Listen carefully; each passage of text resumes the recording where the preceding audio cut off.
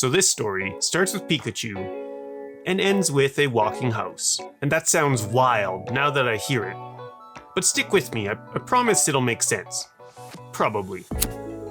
For some context on this Pika Mek, we need to talk about my friend Bill. See, he had some time to kill at work. So he did the only rational thing. Write an entire game. Telling his friends about his game, they came up with the idea to play the ultimate showdown at Adepticon. Somewhere along the line, it turned into everyone getting Pokemon model kits. And Mek28 became the ultimate showdown at Adepticon. Now I'm sure you're asking yourself how we get from a cursed Pikachu to a walking house. And here's the thing with surrounding yourself with incredibly talented and creative humans. They take pieces of cool ideas and turn them into their own cool things. See, Elle and Trent thought mechs were cool, but what if instead of mechs, we had wizards? And these wizards had magical, mobile domiciles, thus hacking Mek28 into Hex28. You'll need Mek28 to play Hex28, but they're both available for free at the links in the description. So how does one create a magical mobile domicile? Well, I went to the best hobby store I know, the dollar store. I thought this birdhouse was the perfect starting point. Removing the hook caused a little damage, so I just went with it.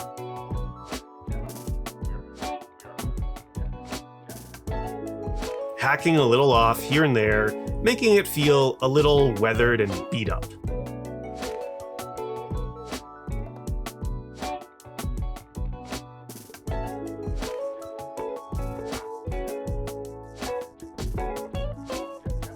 And this peg was where the door needed to go, so it had to go.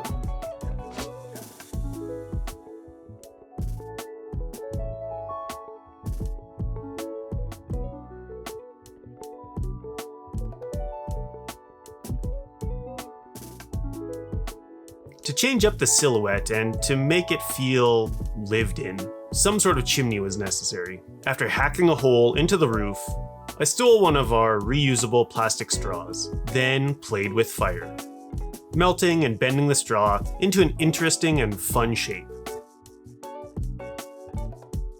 Then glued it into the chopped up roof.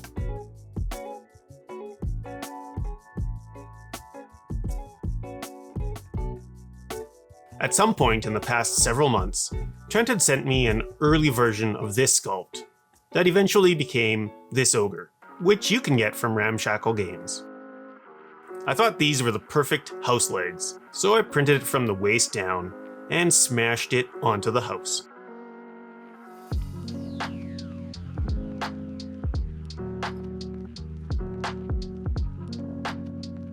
I wasn't entirely sure where the paint job would finish, so I started with some of my favorites: dark purple, purple, and pink.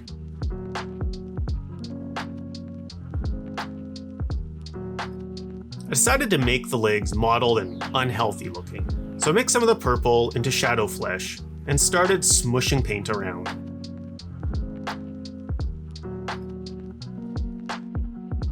To brighten it up a bit for some highlights, I began mixing in some pale yellow. I kept this whole process very loose, slapping the very thin paint initially where the highlights would be, then a bit more randomly with the brighter mix, making the legs look weird in a way that I was happy with.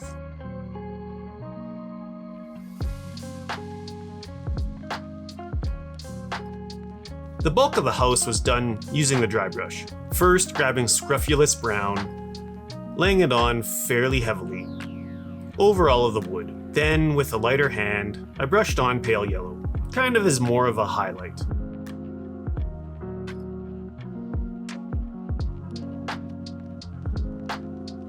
I had spread some texture paste on the roof in a few spots. And to make this look like some sort of vegetation, I grabbed Scorpy Green, once again dry brushing it over the textured areas.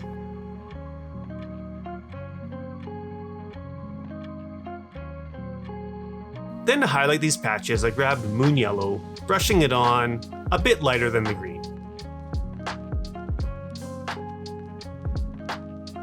With all the dry brushing complete, I felt the house was a bit too bright.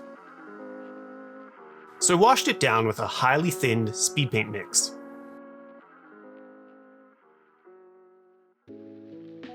About 7:1 speed paint medium to dark wood, splashing it over all the house, including the green bits, more or less unifying everything.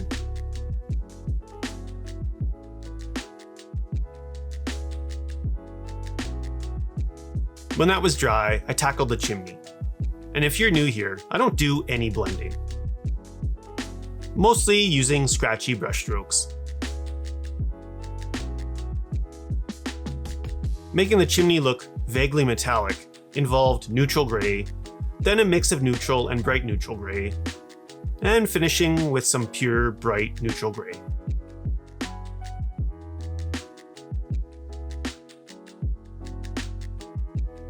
I don't really care about it reading as a perfectly done, non-metallic metal.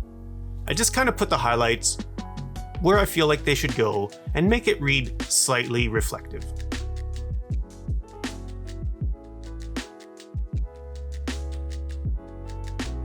Now, some of the Hex28 houses I've seen, including the ones that Elle and Trent built, are massive and totally awesome. I kept mine smaller and more whimsical to match my wizard, this cute little caster from Miscast.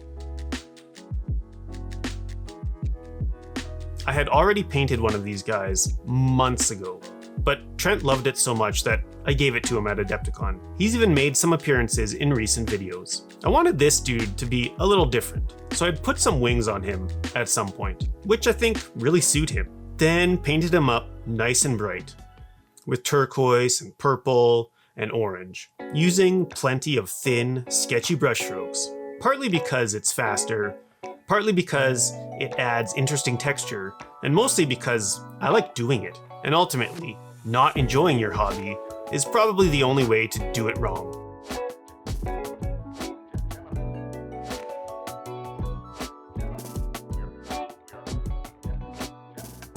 I really enjoyed bashing these together, and thank Bill, Elle, and Trent for providing inspiration by making cool things.